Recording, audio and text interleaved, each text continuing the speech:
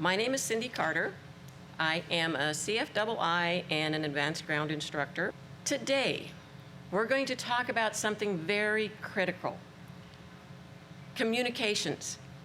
It's so critical that sometimes we've heard aviate, navigate, and communicate, right? So it's one of the most important things that we do. We need to learn how to communicate to make everybody understood. How do we know that we're doing a good job of that? Well, we can measure it in a couple different ways. Are we putting out the right information? Are we easily understood? And do we convey this information in a brief and a clear manner? So that's how we're going to measure our communication skills. First of all, we're going to start out. Phraseology. Please, please, please do not learn your phraseology from the movies. That's really not the best way to learn it, right? We have an extensive chapter in the FAR AIM, don't we, that revolves all around phraseology. Tells us how to say certain things. Altitudes, 4,500. Numbers, niner. Headings, 260. We have a lot of information out there that really conveys and helps us to say the right and the correct phraseology. We need to remember to use that phraseology. For one thing, it keeps us all on the same page, doesn't it? Everybody knows what everybody's talking about. So it really helps to keep us all on the same page. But of course, sometimes that phraseology goes right down the tubes, doesn't it? We get a little busy in the cockpit, or we get a little nervous. Maybe we're dealing with some weather or something like that. Common sense has a real place in the way we talk. And of course, also, plain English does too. That's also a really good thing to think about when you're trying to communicate. Let's talk first about our equipment in our airplanes. Busy airspace is not a real great place to be learning our audio panel, is it? That's really not the best place to do it. Excuse me. What we need to do is we need to learn where our volume output is and all that information, all the buttons. We need to learn those before we get into busy airspace. Practice a little bit on the ground. Maybe go out into the practice area and do a little bit of work with your radios out there instead of getting into the busy airspace. Have a system. And I'm not going to tell you what system to have, because maybe my system isn't going to work for you. So have your system and use it. Maybe you want to program in tower and ground on one set of comms, and maybe ATIS and departure on another. Really doesn't matter as long as it works for you, and as long as you use your system. Stay one step ahead of air traffic control.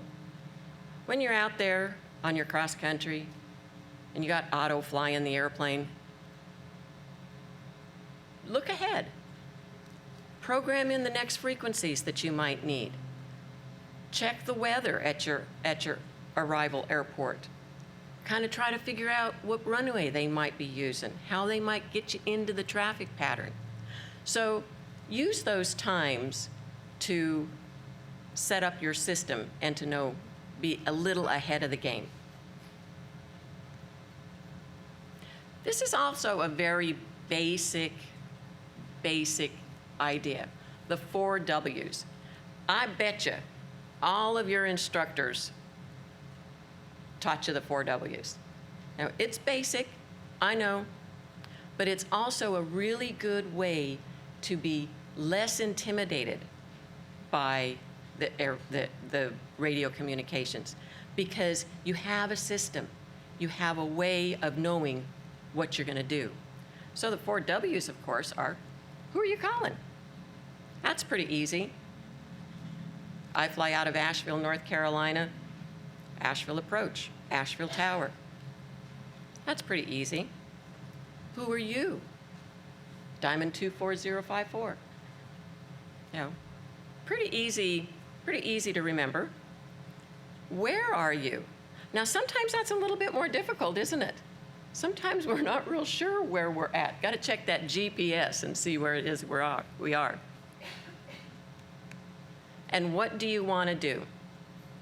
Very simple, very basic, but very effective. A very easy way to communicate. Have you ever had air traffic control tell you something you really weren't sure what they wanted you to do? Well, somebody asked me one time, well, I was told to do an immediate takeoff. What did he mean? Immediate means immediate, obviously. You know, pretty English. That's a little common sense, pretty basic English. What about a pilot's discretion? Now, this is going to happen when maybe you're at an altitude and you want to descend. They might tell you at pilot's discretion. So what all that means is that, hey, when you're ready, you know, when you've got time to do it. So that gives you a little bit of leeway, which is kind of nice. What about expedite? I guess that's just a little less important than that immediate. Probably not a good idea to hang around too long. Go ahead and get it done. And what about when able? Another that's very similar to at pilot's discretion. They might say something like this to you when you're exiting the runway, something like that. When able, when you're slow enough to do it. Now, I want to remind you, too, that if you don't understand a clearance, if you don't think that you can do what they've asked you to do, please don't accept it, because they're basing all their traffic and everything that they're doing on knowing that if you accept that clearance, that that's what you're going to do. So please, if you can't do what they've asked you to do, don't accept the clearance. If you don't understand the clearance, don't accept it either. Now, in everyday life, we do have some magic words, don't we? Please, thank you. A lot of times it gets us things that maybe we didn't expect to get when we use the magic words. Well, with air traffic control, we have some magic words too, don't we? Standby. Have you ever thought to tell our traffic control to stand by? They do it to us, don't they? Every once in a while, they'll say, stand by. Well, there's times when you're busy in that cockpit, aren't you? When you're busy, you have the window open and the wind just blew your charts all over the place. Stand by. It's a good thing to say. That way we get a little bit of time. Then you can go back to them. Unable.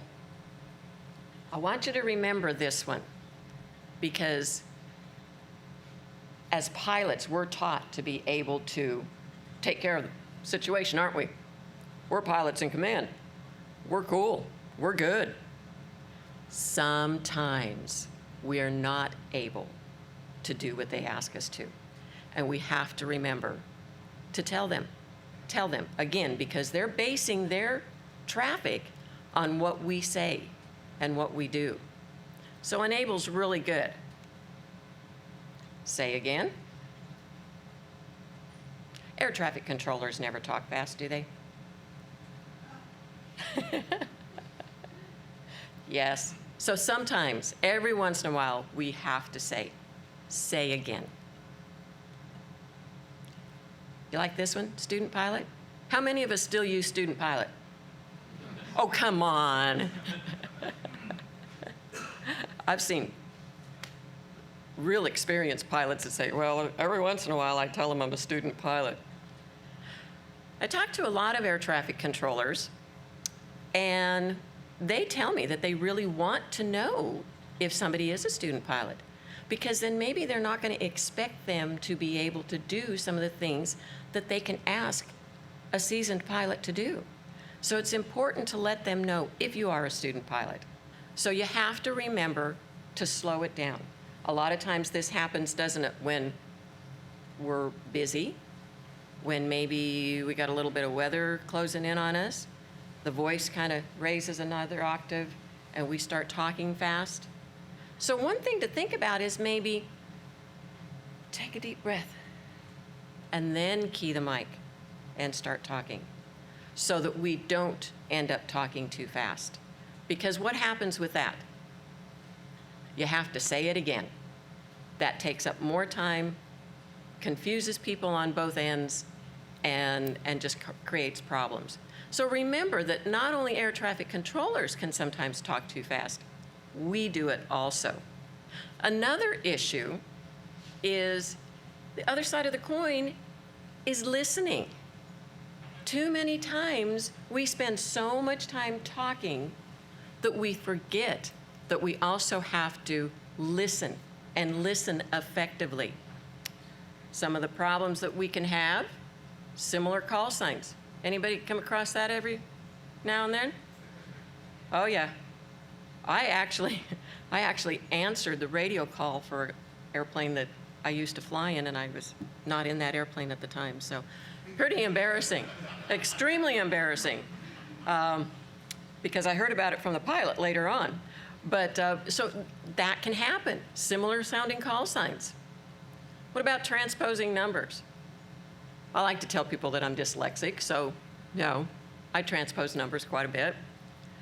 Another issue, and I think this is really a little bit more than almost the similar sounding call signs and the transposing numbers, because we know that that happens. And so we can work with that. But another issue is thinking you've heard something. Expectations. Well, you fly out of the same airport, they've told you this 100 times, this is what they're going to tell me now. Doesn't always happen. So you want to be very careful that you don't expect something and that's what you hear. Anybody use sterile cockpits? Good idea. Those distractions are not only dangerous, but they interfere with communications, don't they? So we want to use a sterile cockpit. In my cockpit, or in my passenger briefing, I like to tell the people that I'm flying with, if I do this, I need everybody to stop talking because I'm listening for air traffic control. I've heard my airplane number, so I'm listening for air traffic control. I like to get them involved by saying watch for traffic and that type of thing, but this is my sign that you need to be quiet so that I can listen. Okay. Somebody bar the door over there because we're going to start talking about airspace, and I know everybody's going to run out because they hate to talk about airspace. But you really can't communicate effectively unless you know and understand the rules in that particular airspace, right? It's difficult sometimes, but we really need to be able to do that. We need to know what they need to know from us. What information do they need? And what are they expecting out of us? We're going to first talk a little bit about Class Charlie and Delta, just the general kind of operations. You ever feel intimidated by them? You ever afraid to talk to air traffic control? That happens. It happens, especially if you're the type of pilot that maybe flies out of a small, non-towered airport. Sometimes it can be a little scary. But when you think about it, it's really not that hard. There's only a certain amount of things that they can tell you, right? If you're sitting on the end of the runway, cleared for takeoff, cleared for an immediate, line up and wait, there's only a certain amount of things that they can tell you. Taxi back to the ramp and call me on this number, which is, of course, something we don't want to hear. But we've heard that maybe a couple times. So we can get prepared for that. Now, Charlie and Delta, We know that we have to establish radio communications, right? That's what we need to do. When is radio communications established? It's when your call sign is used. You don't want to think that you've established radio communications if they've just said something like, aircraft calling Asheville, stand by. You want to make sure that your tail number has been repeated. Now, how much do we say on that first call-up? Do we say just our tail number, Asheville approach, Cessna 25054? Or do we give him that whole song and dance? Asheville approach, Cessna 25054, 4.5 miles south of VOR, Sugarloaf VOR, inbound for touch and goes with ATIS Charlie at 4,500 feet. Well, most of the air traffic controllers that I've talked to said just the short version. Do the short version, because after about 2 or 3 words, 4 words, they don't hear the rest of it anyway. So the short version, let them come back to you, and then you can go on. We know under 91.126 that we can land in Charlie and Delta without radio communications. There's a couple things that we might need to do. Squawk 7600, maybe if we can receive, we can get what they're trying to tell us, or we can get the light gun signals. You've got those memorized, right? Exactly, the card from AOPA, right, that you keep on your little lapboard? Exactly. Once again, I was doing a ground school, and we went through all radio communications one night, and I told them, I said, next week we're going to go to the tower. We're going to have a tower tour. I think that's also a really important thing to do. So the next night, one of my students came to me, and she said, I have tried so hard. I cannot remember those light gun signals. I have tried and tried and tried. And I said, don't worry about it. Once in the real world, you're going to have a little card that you put on your lapboard. So we go up to the tower, and we're doing all this stuff. And I asked the gentleman, I said, hey, Art, I said, can you show us the light gun signals? So he pulls the gun down. There's this little piece of paper taped to the back of it. And I said, Art, what's that piece of paper? And he kind of puts his head down like this, and he says, that's our cheat sheet. So it made an impression on the students that, hey, they're not the only ones that have a hard time remembering them. But have your little card so that you do know what they're trying to tell you. Is it okay to go someplace else? Non-towered airport, maybe? Sure. It's okay. Some people are really uncomfortable even going into a non-towered without a radio. But it's legal, isn't it? And maybe it's the best choice. Depends on the traffic. Patterns with ATC, really pretty simple. You just do what they tell you to do. That's all you got to do. You don't have to make all those radio calls. Just talk to them when they talk to you. But please be ready for the unexpected. Okay, what about special VFR? What do we need? We need at least a mile and be able to stay clear of clouds. And we can request a special VFR. Special VFR is a very useful tool, but you want to be very careful using it. Let's say that you've got 2 miles visibility at the airport, but down the road, you know that 5 miles on your trip, everything is clear. Unlimited visibility. You just want to get out of the airport. You can request a special VFR. Now remember, air traffic control cannot offer this to you. They can't offer you a special VFR. You have to request it. Another issue that I want you to just to think about, make sure that you think about this, is if you're going to use it coming back into an airport, please make sure that there's not the possibility that the airport could go IFR. You know, if you've been listening to the ATIS and you see the weather going down and down and down, and you know that the weather reports are saying that the airport's going to be IFR, be careful, because if you're not instrument rated, or if you don't have the charts available to you, and you get stuck in an IFR situation, it could be rather ugly. Can you do pattern work with special VFR? Sure, you can do it. If you're at an airport that is going to mix IFR and VFR traffic together, you might end up having to land and taxi back to the end of the runway so that the IFR traffic can come in. So you might spend more time on the ground taxiing around. And with the price of fuel, not many of us want to do that. So just remember that that might be something that might have to happen to you. Here you go, sir. This is going to answer your question. What do they mean? Well, which one? That one right there. So what they want you to do is they want you to report when your base leg is 2 miles or 3 miles from the extended center line of final. That's what they're looking for. Does that help? Yes. Okay, so it's 2 miles to each other. Correct. You make your base leg that particular mileage. Uh-huh. Is it a little hard to see?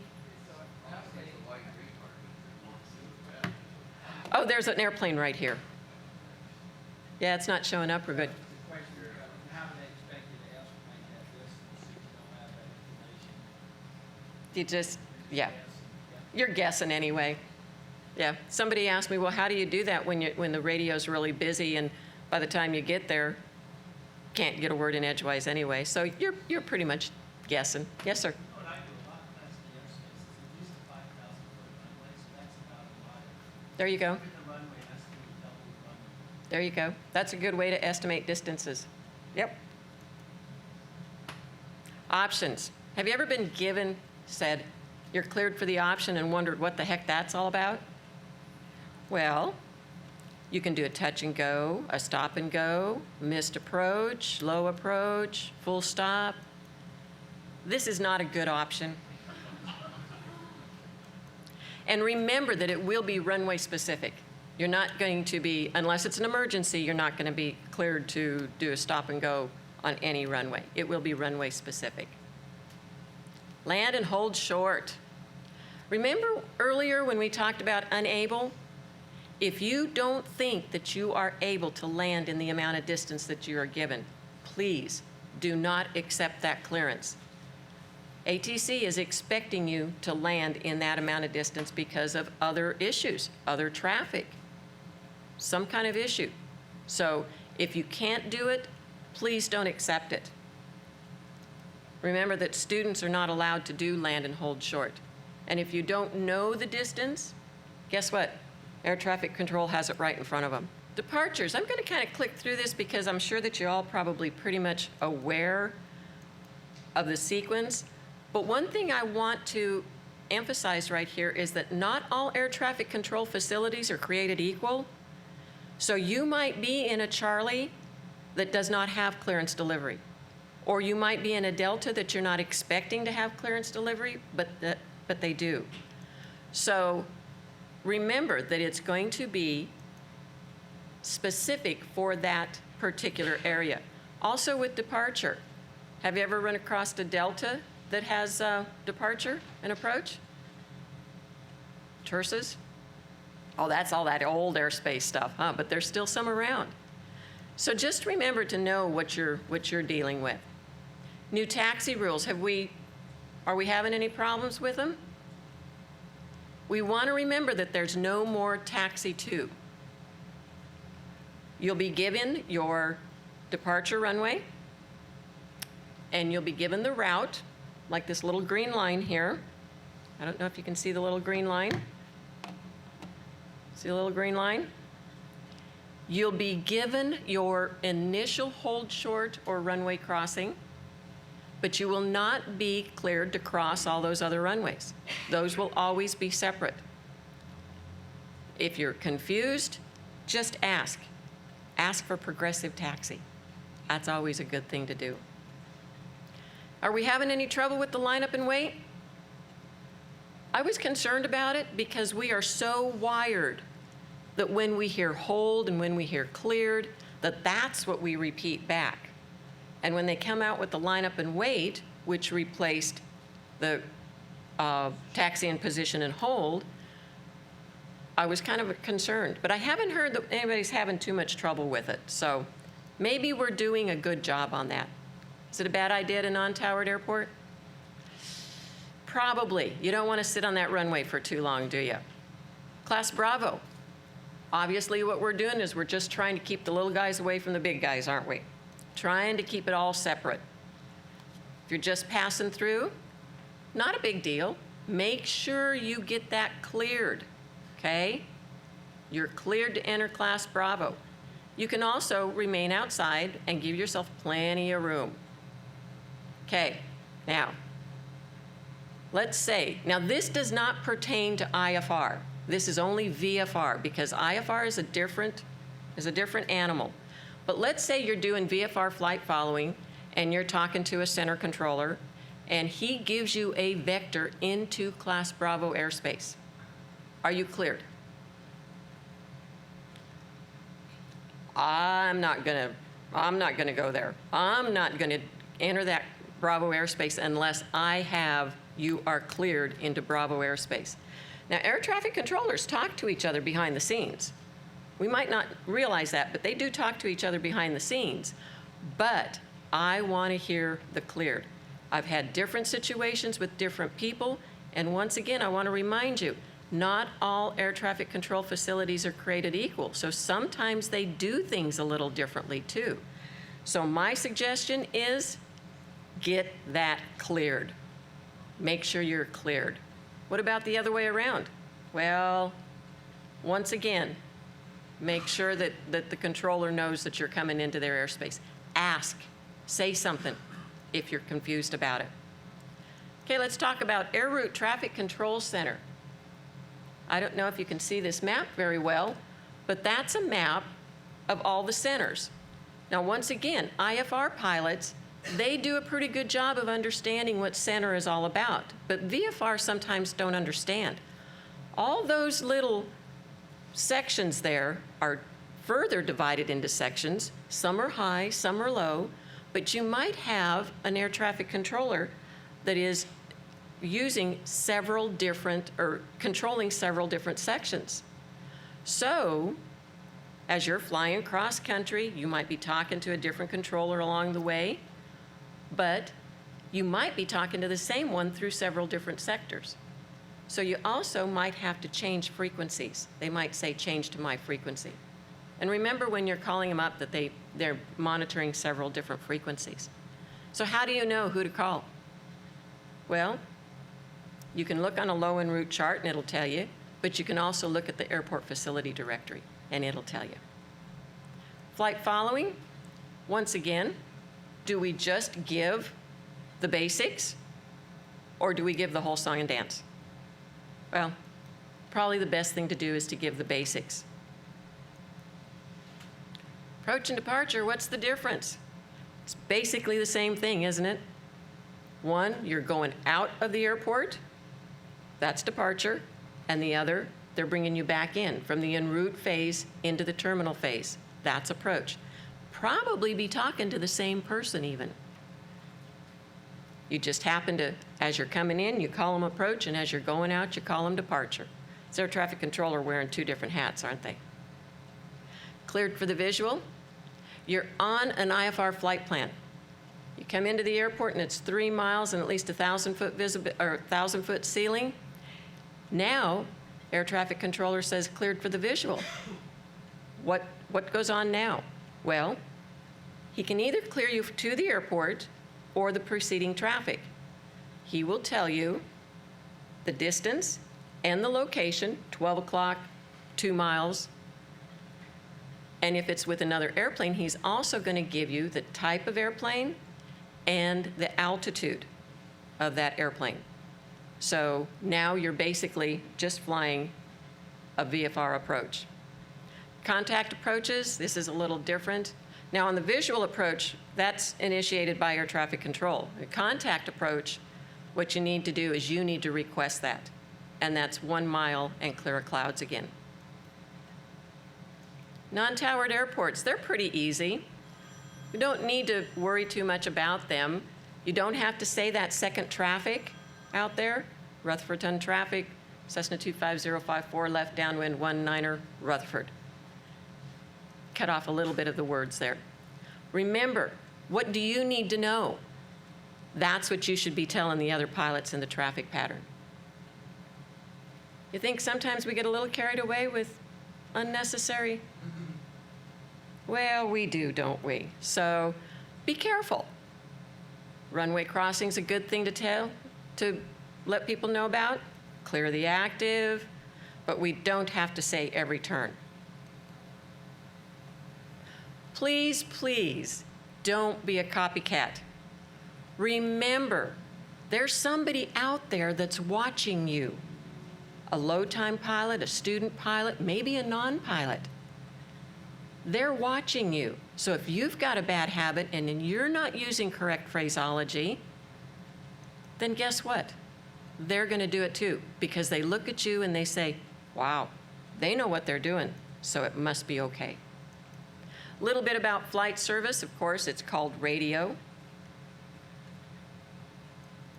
Include your frequency when you call them up. You can use them to cancel IFR. Remember that R, that's not for us. That's for them. We can listen over the VOR and transmit on the R, but that R is not for us. Flight watch, of course, this is a great way to get weather en route. And another great thing is if you don't know the right facility, just call out Flight Watch on 122.0. They'll answer you. Who does PIREPs? Good, thank you. You're doing your fellow pilots a critical safety service. Thank you very much for doing it. It doesn't have to be hard. You can just call them up and say, hey, I'm clear. It wasn't supposed to be clear out here, but it's clear. So it's not really difficult. Emergencies. 121.5, of course, we learned that when we were private pilots, didn't we? One thing I'd like to mention, though, but if you are using flight following, guess what? If you have an emergency, all you got to do is click that mic. And you say, hey, they're going to come running, aren't they? So flight following is a great thing to use. It really is. You don't have to switch frequencies. You don't have to go to the 121.5. Just click the mic and ask for help. At this point, standard phraseology might go out the window, but that's okay, as long as you get your point across. And fly the airplane first. Special use airspace. All that information's on your panel, on your sectional. Great place to look and see who you should call, times of operation. Can I fly through a MOA? Sure. What about restricted area? If it's closed, maybe. Warning area? Alert? Sure. Prohibited? Only once. That's all you're going to get. Okay, a little quick review of IFR. Clearance on request. Basically, what they're telling you when you're asking for a clearance on request is to stand by. They've either got people ahead of you, because you call up and you say, I want my clearance to Asheville. Well, and then they say clearance on request. Well, wait a minute, that's what I'm saying. I want my clearance. They probably have some people in front of you, or your flight plan has not been spit out of the machine yet.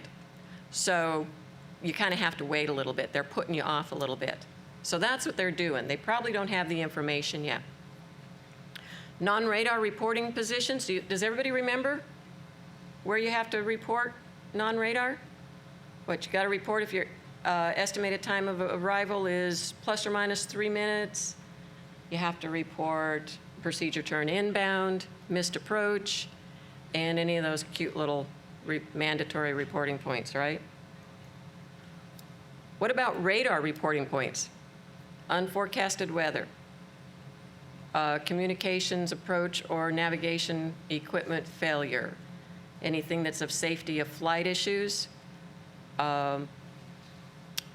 changing altitudes, changing an altitude on top, a VFR on top. Or some of the others. Entering and leaving a hold, if you can't climb or descend 500 foot per minute, true airspeed change, and I know I'm missing one. Am I missing one of them out there? So anyway, those are the places where you have to talk to air traffic control. In conclusion, things to remember. It's all about communicating. It's all about getting that information back and forth. What do they want to know about me? What do I need to know from them? What kind of information needs to be brought back and forth?